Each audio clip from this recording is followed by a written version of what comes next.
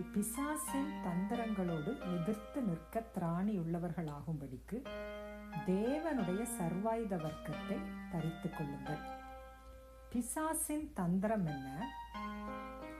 தேவன் பேரில் நீங்கள் வைத்திருக்கிற நம்பிக்கையில ஒரு சின்ன டவுட்டை கொண்டு வந்து அந்த நம்பிக்கையை கெடுத்து உங்களை பாவத்திற்கு உட்பட பண்ணி கில்ட்டை கொண்டு வந்து தேவனுடைய பிரசன்னத்தை விட்டு உங்களை பிரிப்பதே பிசாசின் தந்திரம். ஏதேன் தோட்டத்தில் கூட இதுதான் நடந்துச்சு. முதலாவது சத்துரு ஒரு டவுட்டை ஏவாளுக்குள்ள கொண்டு வரான்.